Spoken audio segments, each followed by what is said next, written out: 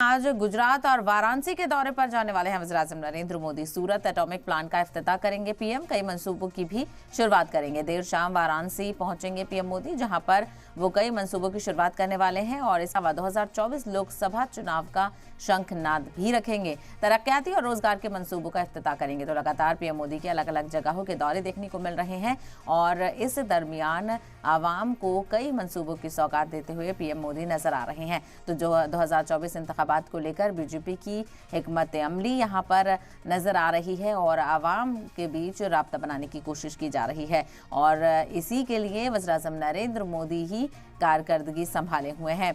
तो गुजरात और वाराणसी के दौरे पर आज पीएम जाने वाले हैं, जहां पर सूरत एटॉमिक प्लांट का इफ्तिताह पीएम मोदी अपने हाथों से करेंगे और इसके अलावा कई और मंसूबों की शुरुआत वो यहां से करेंगे। उसके बाद देर शाम वाराणसी पहुंचेंगे, सीधा गुजरात से निकलकर वाराणसी पहुंचेंगे और 2024 लोकसभा चुनाव का शंखनाद यहीं से करेंगे। तरक्याती और रोजगार के मंसूबों का इफ्तिताह भी पीएम करेंगे। तो एक तरफ चुनावों को लेकर वक्त तेजी से बढ़ता हुआ नजर आ रहा है और लोकसभा चुनाव को लेकर तमाम तरह पार्टियों की तैयारियां नजर आ रही हैं। तो बीजेपी अपनी हिकमत अमली के तहत आगे बढ़ती हुई नजर आ रही है। इसी के तहत पीएम मोदी अलग अलग जगहों के दौरे कर रहे हैं और आवाम को कई तरह की सौगात वक्फ कर रहे हैं, तोहफे यहाँ पर दे रहे हैं। तो आज गुजरात में पीएम मोदी सूरत एटॉमिक प्लांट का इफ्तिताह करेंगे और उसके बाद सीधा पहुंचेंगे वाराणसी, जहां पर वो कई मंसूबे की शुरुआत करने वाले हैं। 2024 लोकसभा चुनाव का शंखनाद भी करेंगे।